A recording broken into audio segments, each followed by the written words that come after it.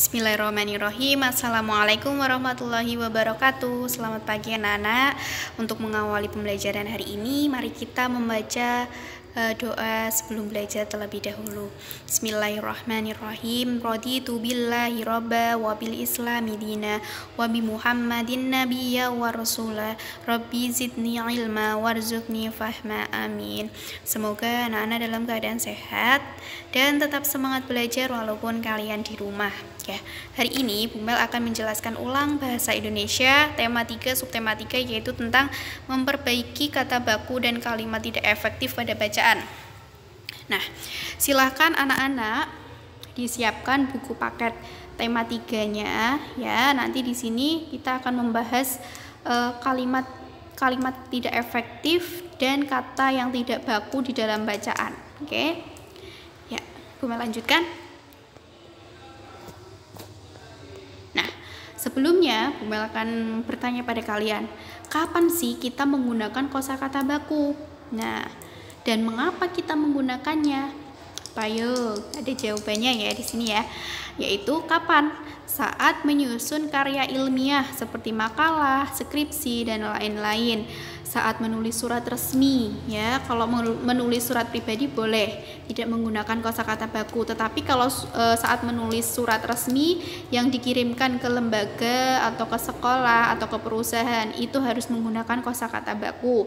Yang ketiga, ketika kita berpidato di acara formal atau resmi, misalnya kalian ditunjuk untuk berpidato di depannya Bapak Presiden, berarti harus menggunakan kosakata baku. Mengapa kita menggunakannya? Yaitu untuk menjunjung tinggi bahasa Indonesia, karena bahasa Indonesia merupakan bahasa persatuan, yang menyatukan seluruh daerah di Indonesia. Lanjut ya, langsung kita bahas. Kalian buka ya buku bacaannya di halaman 130, kita bahas bersama. Yuk kita cari kata yang tidak baku dan kalimat yang tidak efektif. Yang pertama, kita akan memperbaiki kata tidak baku terlebih dahulu ya, yang ada pada bacaan. Bu Mel menemukan kata baku yang ada di kalimat pertama pada paragraf pertama, yaitu dipakai. Seharusnya itu kosakata bakunya yaitu dipakai, ya, menggunakan ai, dipakai. Terus yang kedua, kalimat kedua pada paragraf pertama ini ya, bukan ketiga ya. Buat, harusnya apa? Untuk. Nah, itu kosakata yang tidak baku yang ada pada bacaan tadi di halaman 130. Yang selanjutnya kita akan memperbaiki kalimat tidak efektif.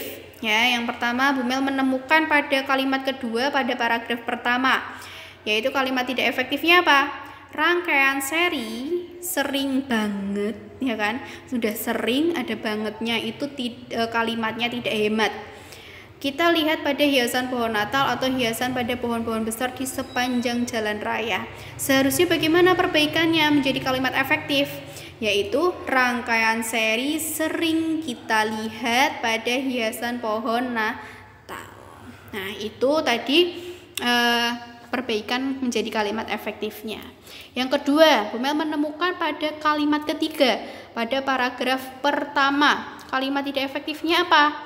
Pada dasarnya dalam kehidupan sehari-hari, terutama di rumah, rangkaian listrik yang mengakomodir arus energi buat penerangan adalah merupakan. Nah, ini juga tidak hemat. Sudah adalah merupakan, padahal ini persamaan kata ya. Adalah itu sama dengan merupakan. Jadi harus pilih salah satu. Perbaikannya bagaimana, Bu Mel? Perbaikannya kita lihat ya, ada dua perbaikan. Boleh pilih salah satu, adalah atau merupakan. Yang pertama menggunakan adalah. Pada dasarnya dalam kehidupan sehari-hari, terutama di rumah, rangkaian listrik yang mengakomodir arus energi buat penerangan adalah gabungan dari rangkaian listrik.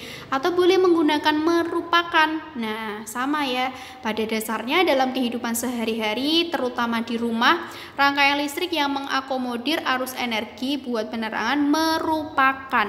Nah, anak-anak boleh pilih salah satu saja, karena adalah dan merupakan itu contoh persamaan kata. Jadi boleh menggunakan adalah, boleh menggunakan merupakan. menyatakan kalimat ini tidak efektif karena penggunaan katanya tidak hemat. Ya, sampai sini jelas?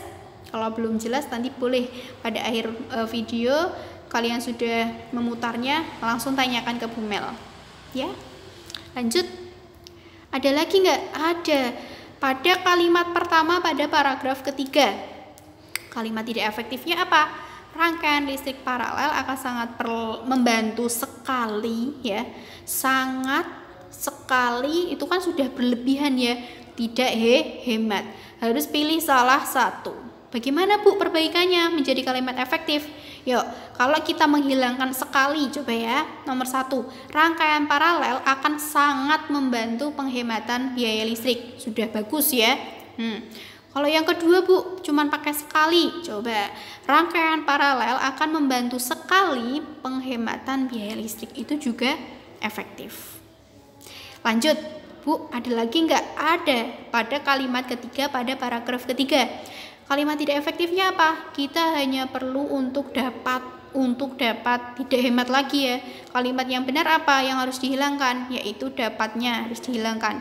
Kita hanya perlu untuk menyalakan lampu sesuai kebutuhan. Itu tadi perbaikannya ya. Kebanyakan kalimatnya tidak hemat ya karena menjadi tidak efektif. Perlu diperhatikan saat anak-anak saat membuat kalimat, diperhatikan unsurnya, yaitu subjek, predikat, objek, dan keterangan. Nah, di dalam membuat juga harus memperhatikan syarat-syaratnya. Harus hemat kalimatnya, tidak berlebihan, ya itu. Cukup ya, apabila nanti ada pertanyaan tentang bagaimana kita mengubah kalimat efektif ya dari kalimat tidak efektif menjadi kalimat efektif, bisa ditanyakan ke Bu Mel langsung apabila belum jelas. Ya anak-anak, silakan dicatat untuk bisa dipelajari ya, dipelajari terus. Bagaimana sih mengubah kalimat tidak efektif menjadi kalimat efektif yang benar itu bagaimana? Silakan dicatat ya anak-anak ya. Untuk pembelajaran bahasa Indonesia untuk hari ini cukup. Hanya ini saja, memperbaiki kosakata tidak baku dan memperbaiki kalimat tidak efektif. Ya, untuk mengakhiri pembelajaran, mari kita membaca hamdalah terlebih dahulu.